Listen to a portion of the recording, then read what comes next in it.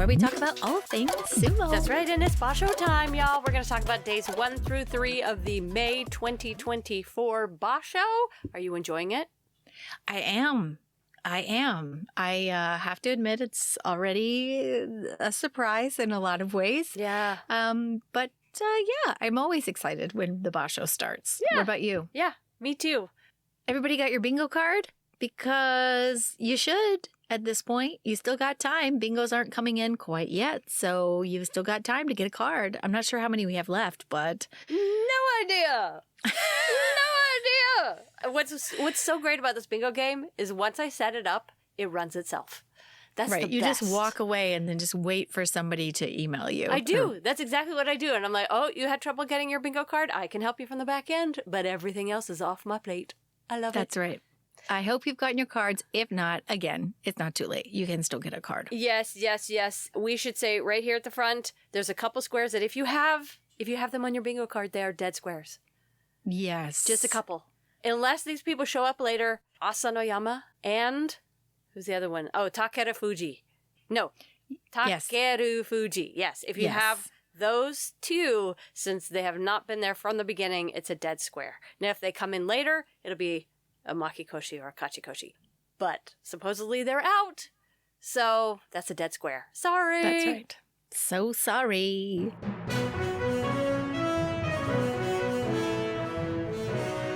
There was a really teeny tiny guy. This is all you really need to know. Like there's a new teeny tiny guy, shortest guy who's ever joined sumo, and he's in sumo now. Oh, that's great. What level? The shortest guy ever. I mean, I think he's starting at the bottom. Also, there was... Wait, how little? How little? It's in centimeters, so I don't know. But you can see him, and he's like, on the doyo, he's very much shorter than the gyoji. And I don't know how tall the gyoji is, but the gyoji's typically pretty small compared to the big wrestlers. So this guy's pretty dink-dink. And I mean dink-dink in a sweet, good way. He's like teeny, tiny, and adorable. Okay, and people like this. People love him. I'm well, guessing. I mean, how could you not like the smallest guy in sumo? Exactly, because they can still do amazing things. And speaking of that, there was a wrestler down in Makushita or below who beat a guy who was like 150, I don't know, like he was twice or more his weight. He beat him. And there's pictures all over it, unfortunate pictures, because it's like the much, much, much larger wrestler, like butt to the world, being like picked up by the foot and like thrown backwards. So some of the photos from Nikon Sports were like, I think that actually might be a little X-rated. Oh. But you can see this little tiny guy who just beat this enormous guy who's like 2 to 3 times his weight and height and everything. So not height, but weight. So small guys can do amazing things. That's right. Other than that, thank you to everyone who has been donating to us lately. We greatly appreciate it, and you make it so much easier for us to run this podcast. So for all of you who send suggestions and send nice things to say, and people who send their money, it's all so appreciated by both of us. And it's nice to meet other people who are as crazy about sumo as we are. It really is. Yeah, so nice to meet you. Shall we jump to day 1? Yeah.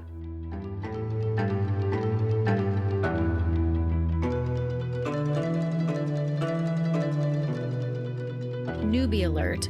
The Toki Hayate versus Oshima match.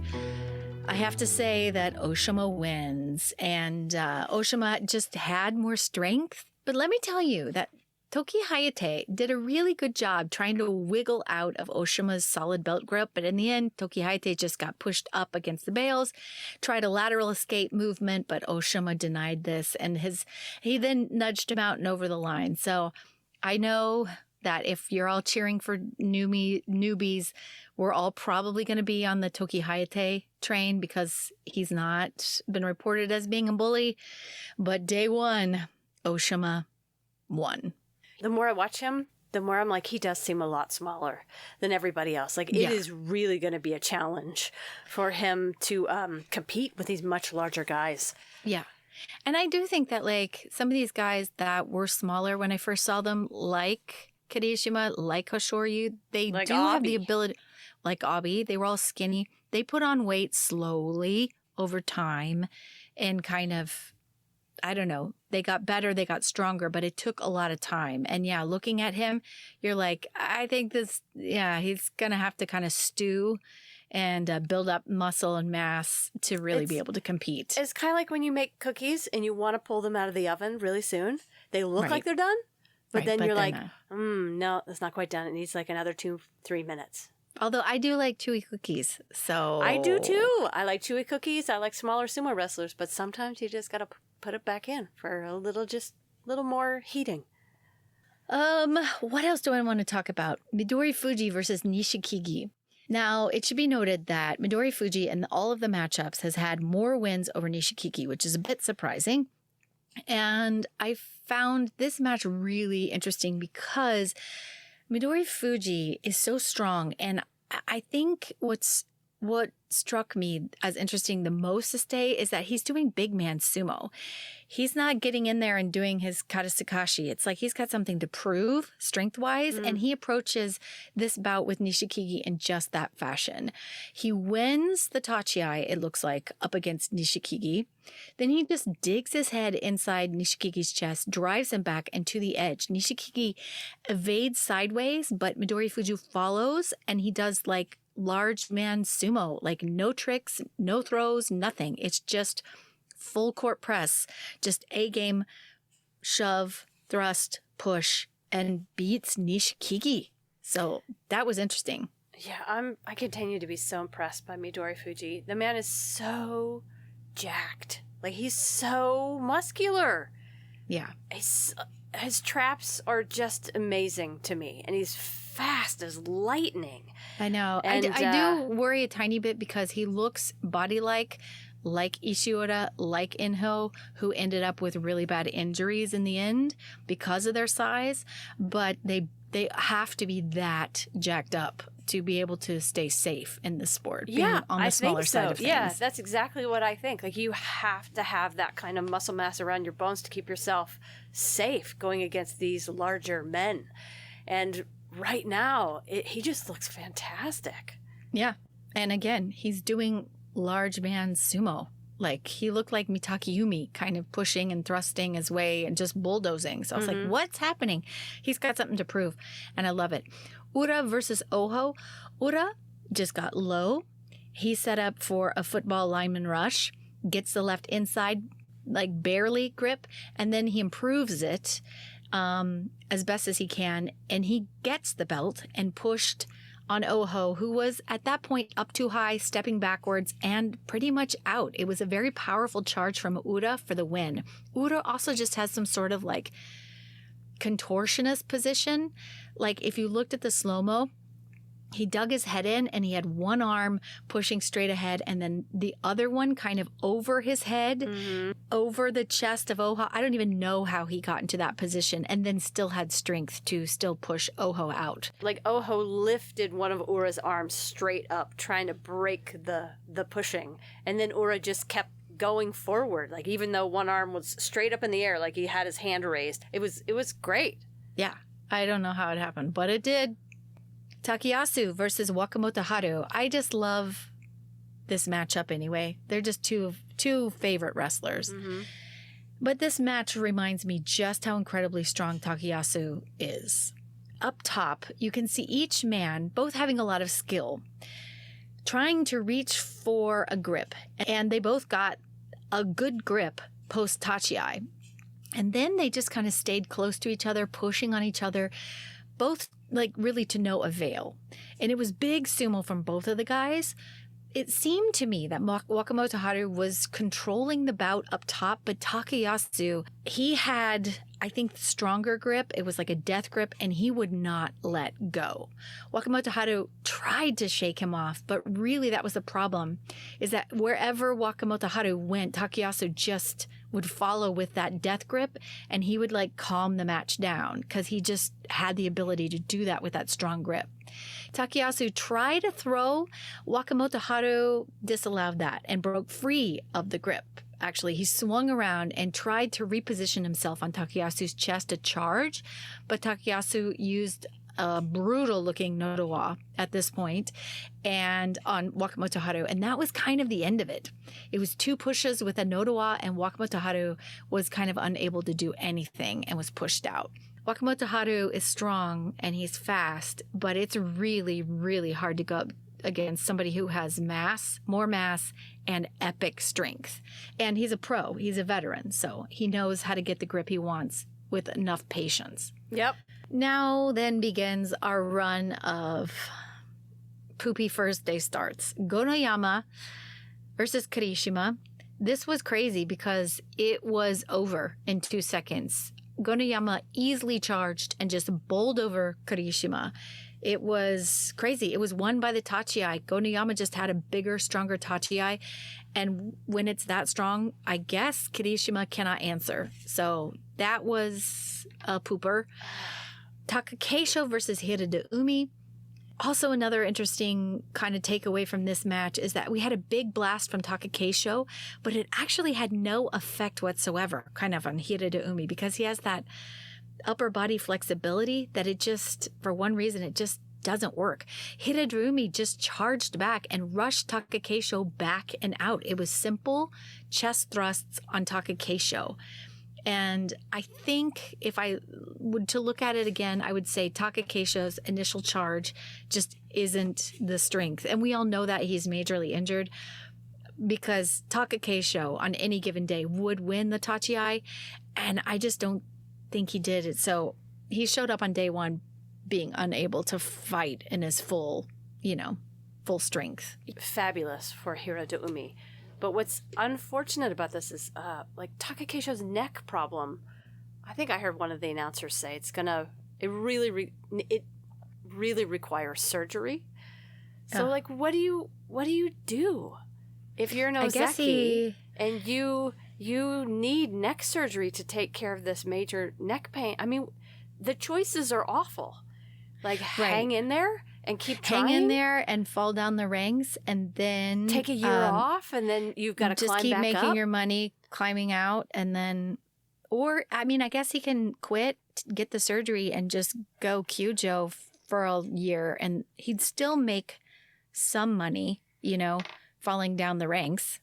But I don't know. Maybe it's just a choice of money at this point. It's that unfortunate place that so many sumo wrestlers find themselves and even in. then you could have the surgery, but there's healing and there's not necessarily that he's going to come back to the same power. I think that's why everyone thought Terunofuji's rise was so amazing is that to rise from the ashes literally is so difficult to do depending on what your injury is.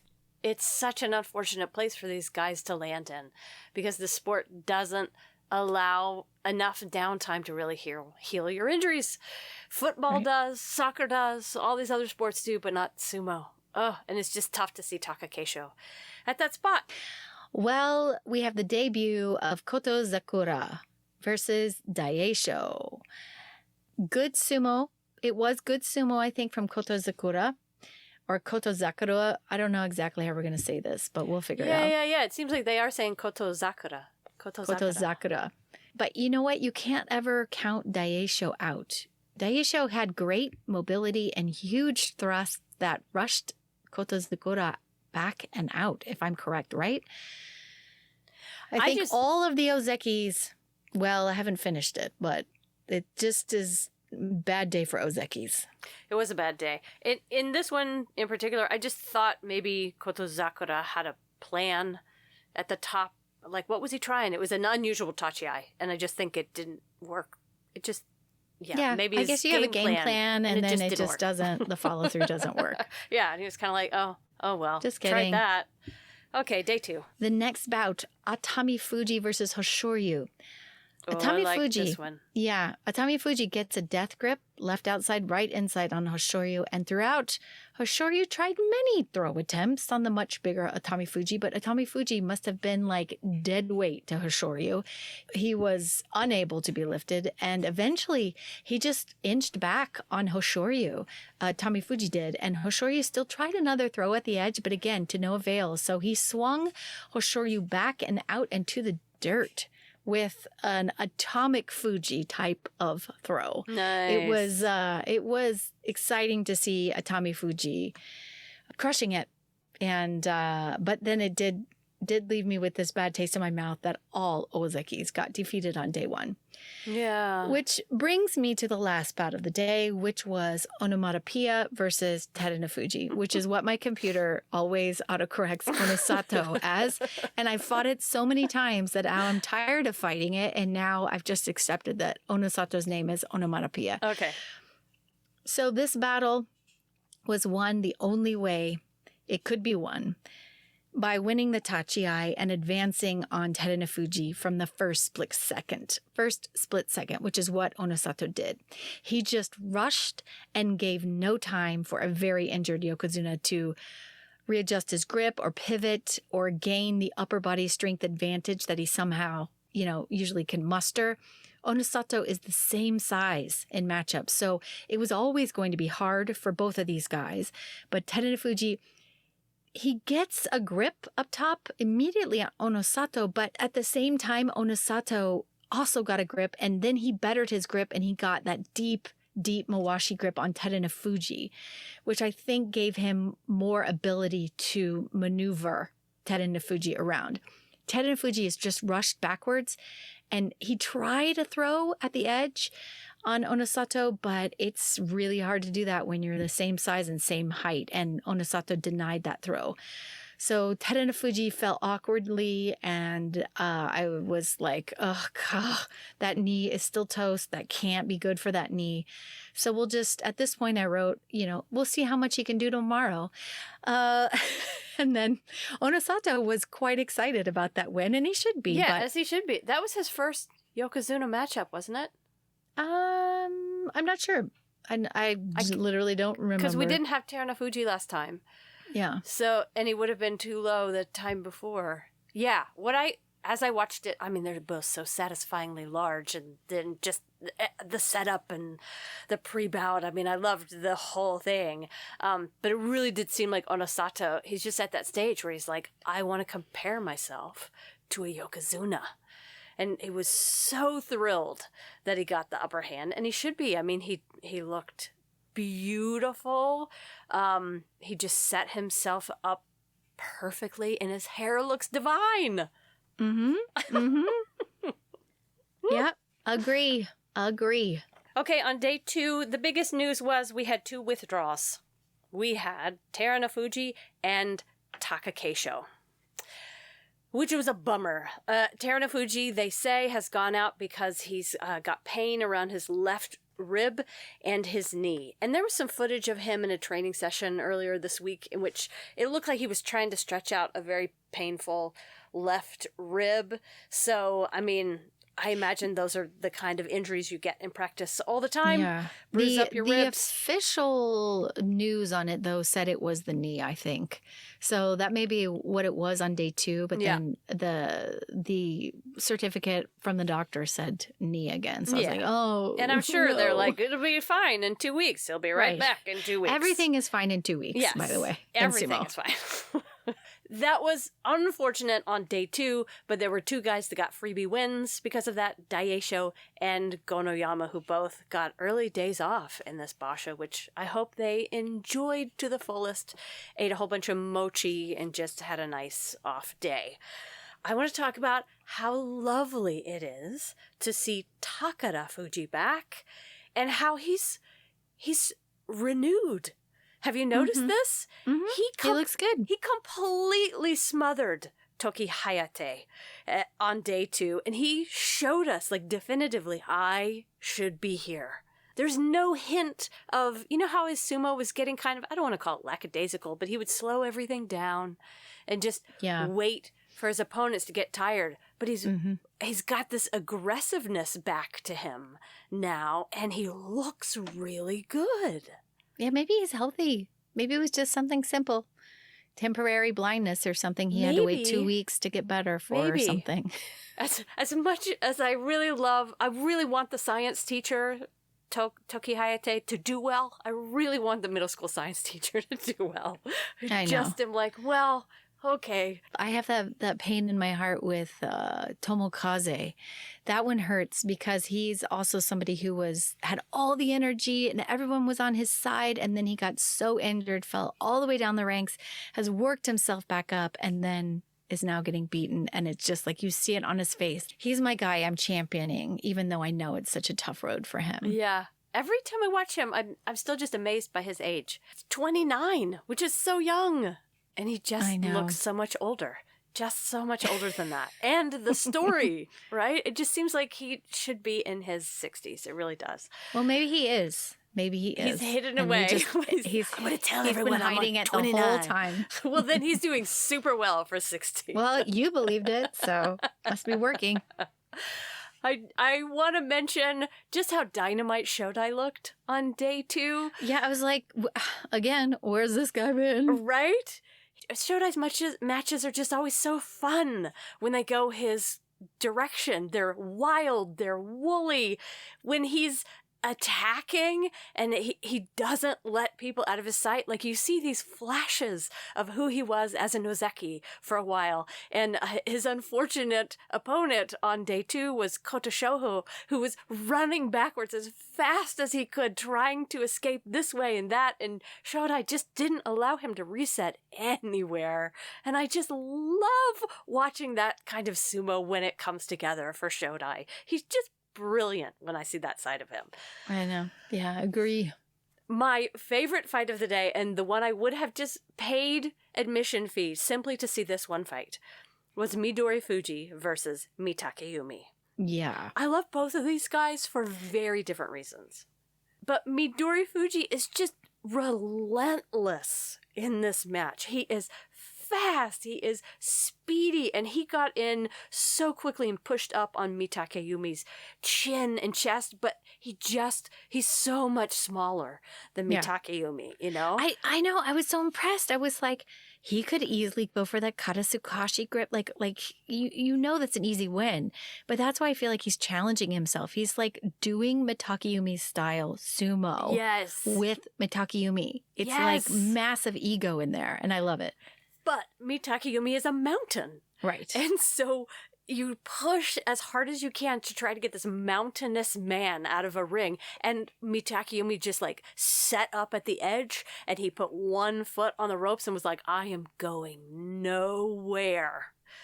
Until finally Mitakeyumi spun to the side and he pulled a beauty of a kotanage. He just grabbed Midori Fuji's arm and spun and sent him to the ground. So even though Midori Fuji lost, it was just like you could see it so clear.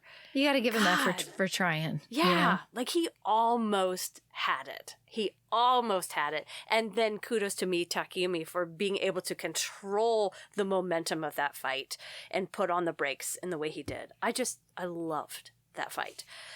There were kind of 3 fights in a row that I actually really adored on day 2. The next one was Ura versus Meisei, which was also really, really fun. There was this huge tachiai in which these two guys just like clashed right in the middle of the ring.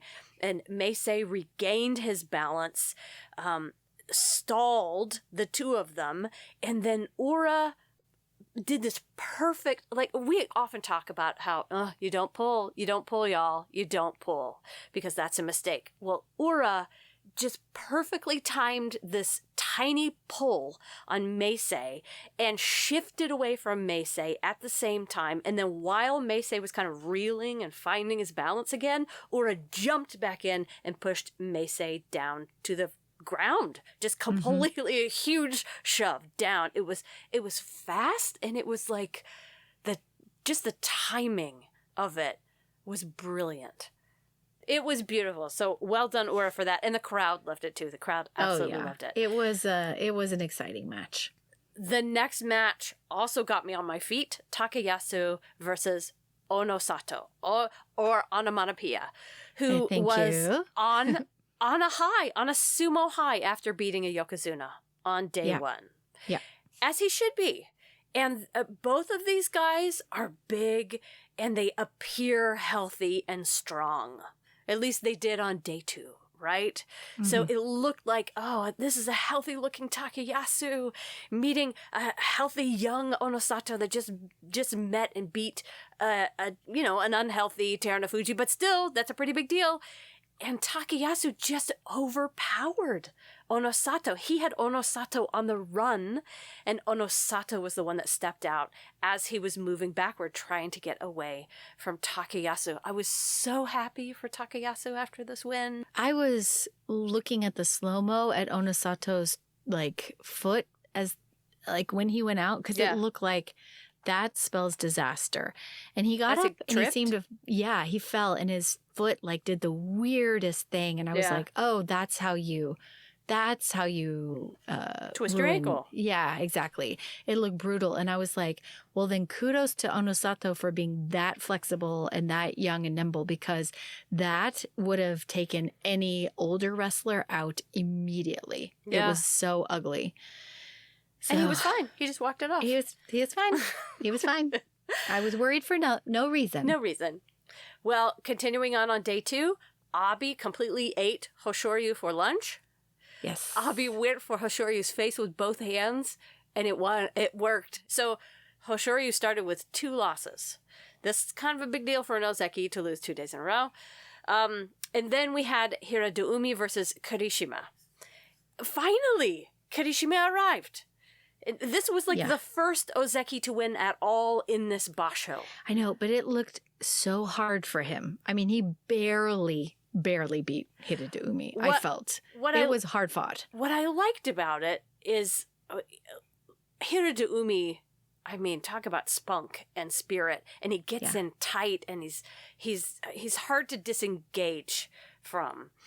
I don't know what the skill is. Well, it's just an amazing skill to me that when someone's pushing you as hard as they can, you run into the pushes in order to get them to stop working, right? So Kirishima did that and then was able to sort of create some space between the two of them. And then once there was enough space, he could use his longer arms to then push Hiradoumi off balance and out. So it was like, okay, great, Kirishima, he's doing well. He's doing well again. That's what I like to see. Great. And then we had Atami Fuji versus... I like Atama Farji. Atama Farji versus Koto Zakura. Atami Farji. Atami Farji. Atami Farji. Well, there was one huge charge, and Atami Farji went in for Koto Zakura's belt right in the front, and it was over so fast. It was so sweet. I didn't even see it happen until I watched the slow-mo. Koto Zakura pulled a beauty kata Sakashi on Atami Farji. Atami it's better than Atami Farji. Yeah, Atami Farji, no, would be bad. Atami Unless Farji he farts a lot, then they're like, it's Atami Farji, and everybody. So we had some wins from some Ozekis on day 2, which was nice to see. It felt like, okay, great.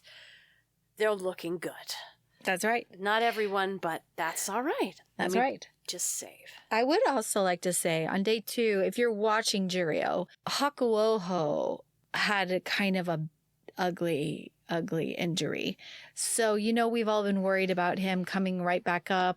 And he versus Tamashoho had a match, and it just looked like it tweaked the arm socket all over again. Oh, and bummer. So he is now out. And he said he heard a little noise. And so he said that wasn't good. And then it was reported that it was like a bicep snap off or tear or something. So more issues for Hakuoho to come back up again. So I was like, he says he literally can't use his arm anymore. So that sounds like he's got surgery ahead of him again. Yeah. God, how did these guys do this? He's so young. That's like the only thing that you can hope for. But at the same time, the pressure to jump back in as soon as possible, you're just going to still be vulnerable. There's just no way to avoid similar type of injuries happening in that sensitive area again. I mean, you would have to do what Hakuho did, which is completely change your sumo to accommodate an injured body, an injured frame. And that is so difficult to do. Right. I don't know how many guys can do that, especially when you're young and you're in your 20s and you're used to your body working a certain way. It's just an amazing sport. I really don't know how they do that. Me either. Ugh. But we'll send him a get well card and hope he returns healthy and a cowboy hat sooner than later. Yeah. You ready for day 3? Yeah. It should be noted that Tsurugisho is still fighting with one good leg. The other one, again, looks like it should be amputated. But he beat Toki Hayate at the edge with a pivot. And that was all done on one foot. And I was like, I'm impressed. You know who else is looking injured? I don't know if you're going to talk about him, but Onosho. Oh, no. Okay. Onosho looks so injured. His knees, he's got like cup marks all the way down his back and his shoulder. He's just I did not see moving the cup well. marks. He's really struggling with some not energy, but injuries right now too, which I think is why he's not performing at his best either. Right? Right? Let's talk about the bruiser brawl that I liked. Okay. That was Ryuden versus Nishiki Fuji. Okay. Now this brawl, as I would call it, there's no other way to describe it, had both men stumbling throughout the dohyo, locked up, trying to get a grip at the same time as blocking the grip from the other guy. This was a long bout. Ryuden was mostly offense from the top, but somehow Nishiki Fuji showed some staying power by just hanging on with some decent defense. He was keeping really good balance and driving and inching back on Ryuden, even in this defensive position. But Ryuden has staying power too. He stayed low and inched back to the line himself. And then with this overarm grasp, he did a beautiful Uwatanage throw at the edge, pulling himself over with the throw too. Completely busted, tired, but it actually worked. Yeah, but can we talk about where his arm was when he threw that? I mean, nuts. I mean, his arm was rotated inside at the shoulder socket and behind him when he threw that Uwatanage. Like, that is such an impossible place to make a throw from. Like, you don't have access to your back muscles when you do that at all. Like, all you have is like your bicep and the front of your shoulder. That's it to throw a 300-pound man. Like, I watched that slow-mo replay so many times. I was like, I cannot believe he just threw that from that position. That's impossible. Well, somehow Ryuden did it. He just has a lot of patience and epic endurance, and then strength at the very, very end. And this has kind of been a theme for him. Like you just kind of can't count him out. He will sacrifice his body and possible injury for the win all the time. Takayasu is out this day due to a back injury, so Abi got a free win. But I was like, oh wait. I know, he looks so good. He looks so good. Why? I hate this. I was like thinking this could be his tournament. He could take this and then, I know. I had the same thought, and then I thought, I thought that thought, so therefore it won't happen. It's just like I was watching the Mavs game last night versus Thunder, and it's because I was watching that the Mavs were up a lot at like 14 points. And because I was watching, they ended up losing. So a lot of this is my fault, is what I'm saying. I see, yeah. And I have the ability to make people or teams lose just by watching. Yeah, you do. And caring. It's unfortunate skill. It is, but it is a skill. Yeah. Wakamoto Haru beats Gonayama fair and square. Gonayama really wrestles with the intensity, very much like Takakeisho. I really like his just massive, just cannonball tachiai. He's just so powerful. But Wakamoto Haru comes out with some sort of like swaps to kind of like swats, like to keep Gonayama off his center. Mm-hmm. And Gonayama is clearly in charge, but at the edge, Wakamoto Haru pivots and swats Gonayama to the side. Gonayama then stumbled forward, and that spelled the disaster because he couldn't turn around and refocus and regain his composure at the edge. And that split second, he was then pushed out, I believe, as Oshidashi by Wakamoto Haru. And can we just talk about his suavite at the end when he walked away with that win? He had a little furrowed brow, like, I could do that. I did that. Oh, my God, it was so good. And then Gonayama, the little furry beast, went back into his corner, little furry beast that he is. Koto Zakura versus Hirada Umi. So they've never met in the Basho ring, and it was obvious because Koto Zakura took care of him easy peasy. He was looking ever the Ozeki. I don't even remember what it was other than like, oh, we tachi-eyed, and then I'm going to just escort you out. I mean, it was for Hirada Umi, who causes so many problems for other people. Yeah. For Koto Zakura, it was nothing. I think he's beginning to develop. This is so very technical. He is beginning to develop that air of calm danger. Yeah. Like, he has really good defense. He doesn't really come out with a lot of offense. He just waits to see what the other guy's going to plan on him. Yeah. And then his Rolodex of fixes it's extensive at this point. So he's like, you're going to come at me this way? I execute this way. He's like a robot. He's really, really good. Like, as guys go up in this Banzuke, they either develop this super aggressive, like, or this super, like, you can't plan what I'm going to do, or they develop this dangerous, like, calm, you don't know what's happening under the deep of this water that I'm in. And, like, that's the feeling I'm just starting to get from Koto Zakura. Like, he would just seem like a little kid kind of out of his depth for a long time, like way too friendly. But now, not too friendly. I like friendly guys, but he's developing that sort of like air about him where it's like, the hinkaku. Don't mess with. Maybe that's what it is. The hinkaku. The elegance, it's the dignity, the grace. Yes. The samurai warrior. And it's like they don't develop it until they get to these top ranks, but he's beginning to shift into whatever that thing is that is so unidentifiable. Like I'm starting to feel it across the TV screen and I'm liking it. It's pretty exciting. Yeah. Oh, let's talk about Hoshoryu versus Daisho. Hoshoryu stayed alive throughout these big blasts from Daisho. He eventually got inside and dug his head in Daisho's chest and drove like a lineman and finished Daisho off. So he won. We had another Ozeki win. And then we had Kirishima. And it was dicey go. Whatever he was trying to work on Atami Fuji just fell very flat. And it was just a rough start. And I think he got beat rather quickly by Atami Fuji. And again, we find ourselves going, Kirishima, like you're crushing it in all of your pre-tournament workouts. You've got all these skills, but it's like he's got performance anxiety. The follow-through or the second guessing of himself is like just making for a disaster for him. But, you know, two losses, one win. It's just day 3. He's got a long way to go. The most unfortunate part of that Atami Fuji Kirishima match was the way that Kirishima ended. Do you remember that? Mm-mm. He rolled off the doyo and ended crotch in the face of a judge.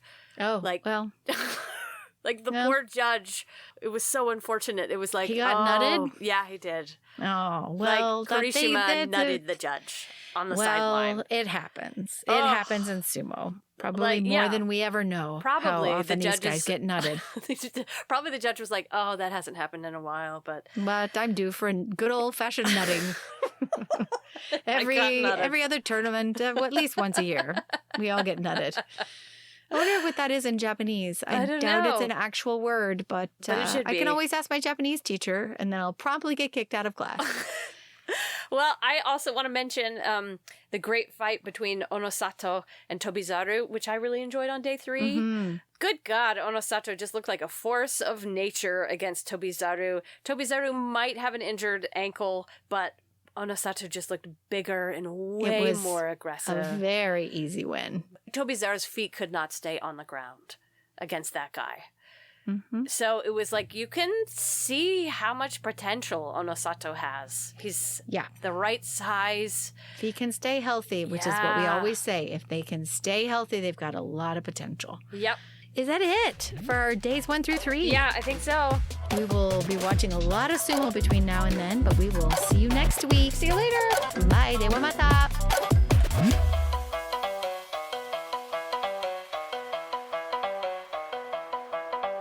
Oh, here we go. Just sent it to you. Okay. Here we go. Website. Oh, God. Oh, my God. That's like he's in a gynecology chair. Oh, the poor guy. Oh. I was like, this is pretty off-putting for people. If they're not into sumo, like, don't show them this. Well, what's even better is the guy that took him down is like, has this huge smile on his face. I know. It's and just in like... It's just tiny butt versus big butt. So it's just like all shades of wrong. But like that picture was like, oh, I mean, you can think you're having a bad day, but then just show somebody that photo and you're like, just kidding. It's like, nothing compared to this poor guy's. Nothing compared to this guy.